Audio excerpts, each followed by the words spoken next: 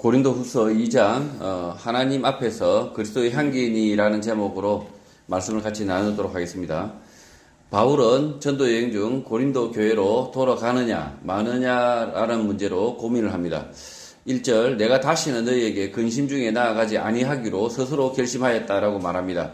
고린도 교회 안에 문제를 일으킨 사람이 있었지만 그 사람 때문에 고린도 교회에 되돌아가지 않겠다라고 결심을 합니다.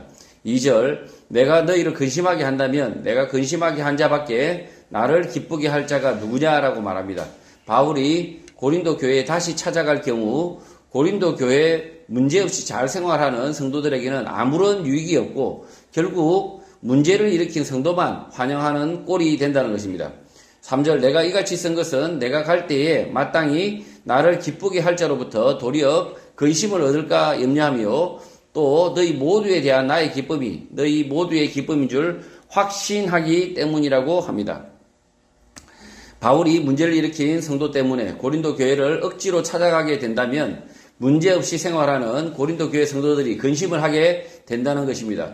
그래서 문제를 일으킨 적이 없는 고린도 교회 성도들에게 교회의 문제를 맡기고 가지 않기로 한 것입니다. 바울은 믿음으로 잘 대처하고 있는 일부 교인들을 기쁘게 생각하고 있고 그 일부 교인들이 처리하는 그 일을 고린도 교회 성도 모두가 기쁘게 받아들일 거라고 확신하는 것입니다. 4절 내가 마음에 큰 눌림과 걱정이 있어 많은 눈물로 너희에게 썼다고 말합니다. 바울은 고린도 교회에 문제가 있다는 소식을 듣고 편지를 쓰면서 마음이 무척 아팠다. 힘들었다라고 말하는 것입니다. 이렇게 편지를 쓰는 이유는 너희로 근심하게 하려 한 것이 아니요 오직 내가 너희를 향하여 넘치는 사랑이 있음을 너희로 알게 하려 함이다 라고 합니다. 바울이 심하게 걱정하고 근심하며 편지를 썼는데 그 이유는 너희를 사랑하기 때문이라는 것입니다. 이런 것을 보면 바울의 성격과 태도 등을 엿볼 수 있습니다. 진지한 사람이고 근심과 걱정이 많고 말이 많고 섬세한 사람인데 그 말 많음이 다른 이유가 아니라 사람에 대한 애정, 사랑 때문인 것입니다. 5절 근심하게 한 자가 있을지라도 나를 근심하게 한 것이 아니요 어느 정도 너희 모두를 근심하게 한 것이니 어느 정도라 함은 내가 너무 지나치게 말하지 아니하려 함이라고 합니다. 바울은 고린도 교회 성도 한 사람의 문제로 근심 걱정을 심하게 했지만 하지 않았다라고 말합니다. 그 이유는 이미 고린도 교회 성도들 모두가 그 문제로 어느 정도 근심 걱정을 하고 있었기 때문입니다. 그리고 어느 정도라고 말하는 이유는 그 문제를 지나치게 크게 보지 않겠다라는 자신의 생각을 말합니다. 담담하게 그 문제를 처리하겠다. 너무 심각하게 받아들이지 않겠다라는 바울의 생각을 말하는 것입니다. 6절 이러한 사람은 많은 사람에게서 벌 받는 것이 마땅하다라고 바울은 말합니다. 벌을 받지 않고 넘어갈 수 없는 문제라는 것입니다. 고린도 교회 안에서 문제를 일으킨 이 사람이 무슨 문제를 일으켰는지 모르지만 많은 사람에게서 벌을 받아야 한다라고 말하고 있습니다. 오늘 교회 안에서 문제를 일으키는 사람의 유형 가운데 가장 흔한 유형이 돈과 성의 문제입니다.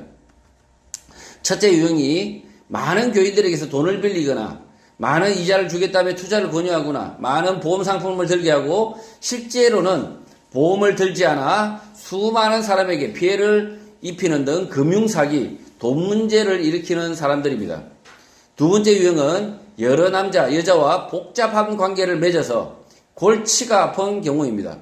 두 경우 모두 개인적인 일 같지만 교회 안에서 벌어진 일이라면 모든 교인에게 영향을 미치고 많은 사람들이 보는 가운데 벌을 받아야 한다라고 바울은 말하는 것입니다.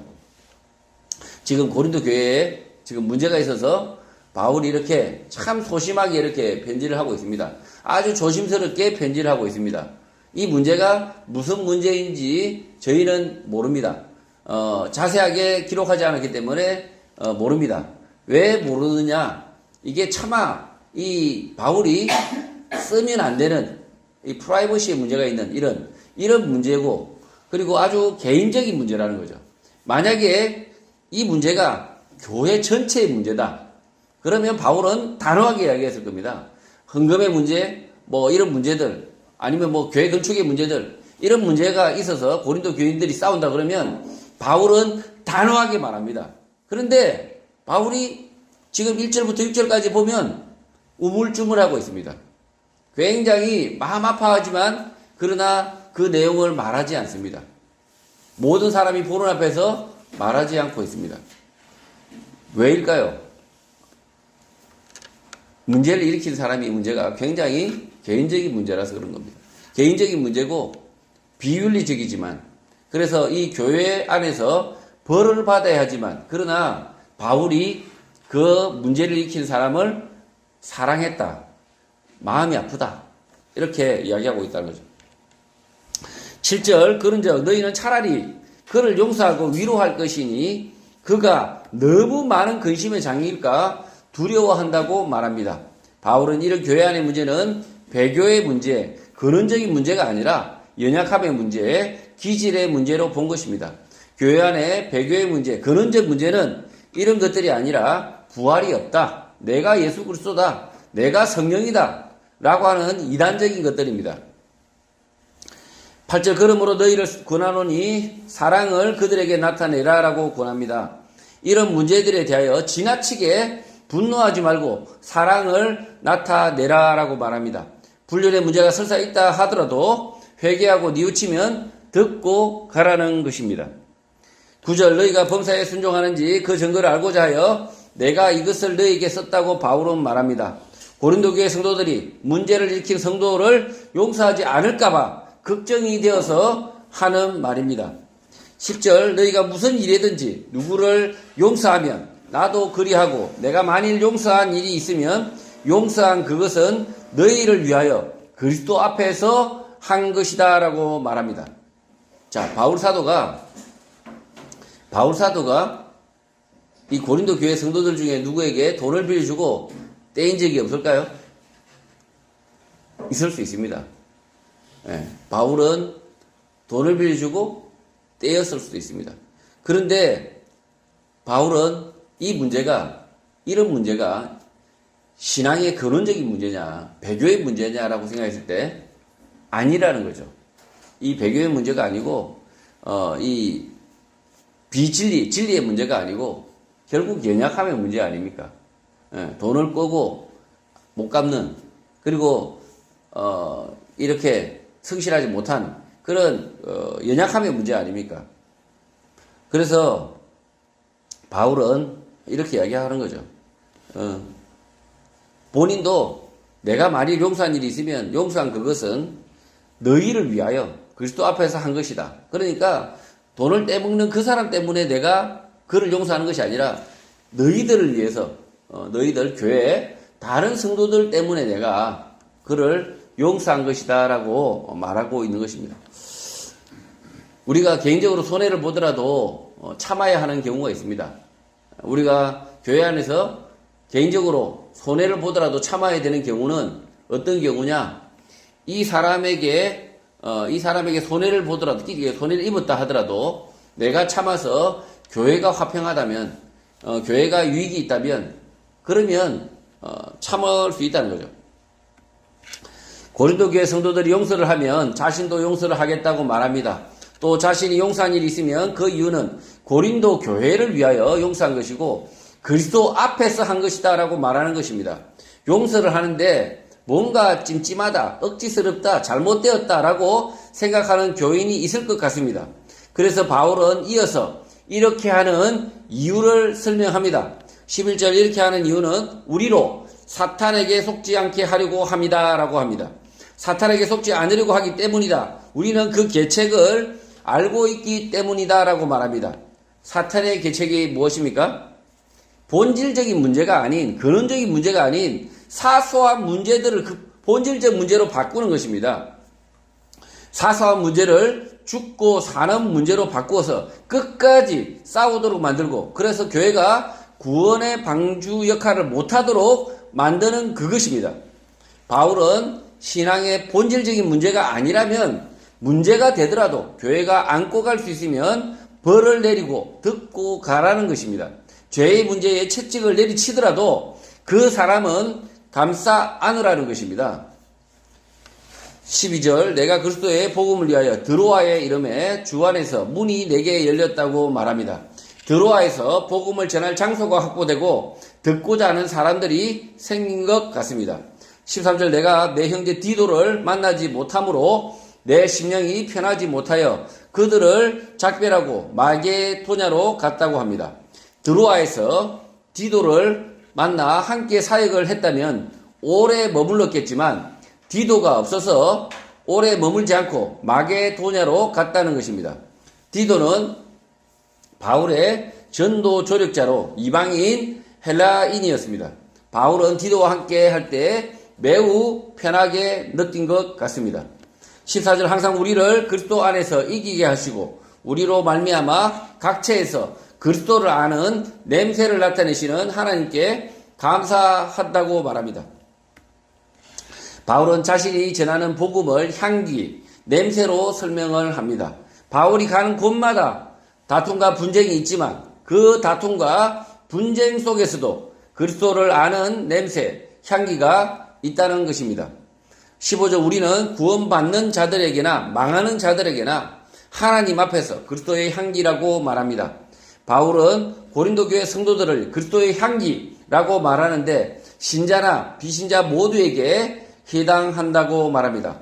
고린도 교회 성도들은 복음 진리를 아는 사람들이기 때문에 믿는 사람이든 믿지 않는 사람이든 모두에게 그리스도의 향기, 진실한 사람들, 의로운 사람들이라는 것입니다. 16절 이 사람에게는 사망으로부터 사망에 이르는 냄새요. 저 사람에게는 생명으로부터 생명에 이르는 냄새라. 누가 이 일을 감당하리요? 라고 바울이 말합니다. 복음, 진리는 믿지 않는 사람에게는 사망에 이르는 냄새라고 합니다. 복음을 두루뭉술이로 전하면 안 됩니다. 명확하게 전달해야 합니다. 믿지 않는 사람들이 싫어하든 말든 비진리는 진리가 아니다, 거짓말이다, 그리고 지옥에 간다, 죽음에 이른다 라고 명확하게 말을 해야 합니다.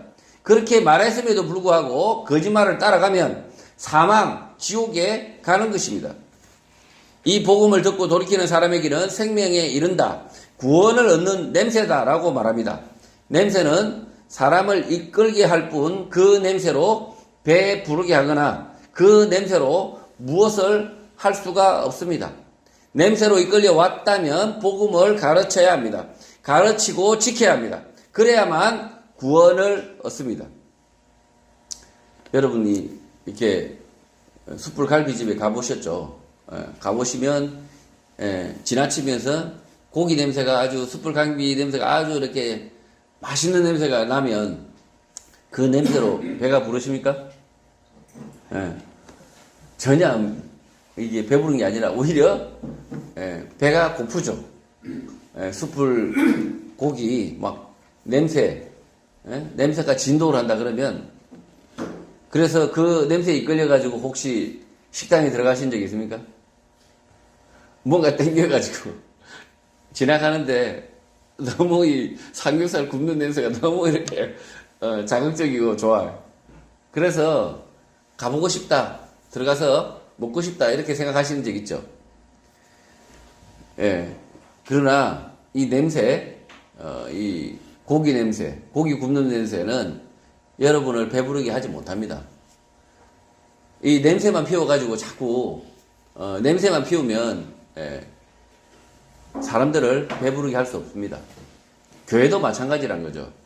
교회도 마찬가지인데 이 예수 그리스도의 향기다. 너희들은 예수 그리스도의 향기다 이야기하는데 향기만 이렇게 자꾸 뿜으면 어떡합니까? 약 올리는 것도 아니고. 교회는 마땅히 복음을 가르쳐야 됩니다. 그러니까 냄새만 풍기지 말고 저 혼자 선한 척 하지 말고 저 혼자 이렇게 행복한 척 하지 말고 교회 그 홈페이지 들어가 보면 막 이래 돼 있잖아요. 그냥 아주 행복이 가득한 교회, 그냥 뭐 즐거움이 가득한 교회, 서로 이웃 뭐 성도 간에 사랑이 넘치는 교회, 아주 즐거운 사진들을 이렇게 게시하고 있습니다. 막 싸우는 장면은 게시 안 하잖아요. 야 이씨 이러면서 싸우는 장면은 뭐 무슨 교회 싸우는 장면 이렇게 게시 안 하잖아요. 리얼하게. 자, 그래서 교회는 이렇게 냄새만 풍기는 교회는 망할 교회라는 거죠. 이거는 냄새만 풍기고 이 교회 안에 들어온 성도를 가르치지 않는 교회, 말씀으로 그 말씀을 가르치지 않고 그 진리를 가르치지 않는 교회는 사람들을 잔뜩 배만 고프게 하는 아주 그냥 몹쓸 교회라는 거죠. 그래서 교회의 본질은 뭐냐? 교회의 가장 첫 번째 본질이 뭐냐? 진리, 말씀입니다. 성경 말씀을 강론하는 것이 날마다 강론하라고 가르쳤거든요. 그 유대인들은 딱 이렇게 그 경제를 들고 어린아이든 늙은이든 무조건 들고 강연을 하거든요. 강론을 합니다. 왜 그렇습니까? 하나님의 말씀, 진리의 말씀을 날마다 강론하라고 가르쳤기 때문에, 성경에서 그렇게 말하고 있기 때문에. 그래서 교회가 말씀이 없는 교회, 진리가 없는 교회, 진리가 말씀이 강론되어지지 않는 교회, 이 자기 이야기가 강론되는 교회는 망한 교회라는 거죠. 날마다 성경 말씀을 보고 말씀 한 구절 한 구절 보면서 진리의 말씀이 강론되어져야 됩니다. 17절, 우리는 수많은 사람들처럼 하나님의 말씀을 혼잡하게 하지 아니하고 곧 순전함으로 하나님께 받은 것 같이 하나님 앞에서와 그리스도 안에서 말한다고 합니다. 그러니까 복잡하게 설명하고 있는 것이 아니라 순전하게 하나님의 말씀을 이렇게 하나님 앞에서 그리스도 앞에서 이렇게 말하고 있다. 순전하게 복잡하게 막 꼬아서 이야기하지 않는다는 거죠. 뭐 그냥 뭐 서양 철학자 나오고 뭐 서양 교수 나오고 그렇게 나와가지고 이렇게 열심히 전하는 것이 교회가 아니라 하나님의 말씀을 그대로 순전하게 가르치는 교회, 그런 교회가 되어야 된다라고 바울이 지금 말하고 있는 겁니다. 복음을 엉뚱하게 복잡하게 자기의 말로 채우지 않겠다는 것입니다. 순전하게 하나님께 받은 것처럼 그 말씀을 그대로 전한다는 것입니다. 성도 여러분, 부활주의를 맞이하여 예수 그리스도의 말씀, 진리만을 쫓아가야 합니다. 다른 그 누구의 말과 생각을 쫓아서도 안 됩니다. 순전하게 예수님의 말씀, 진리만을 쫓아서 살고 그 순전한 말씀만을 전하는 복된 성도가 되시기를 주님의 이름으로 축복합니다.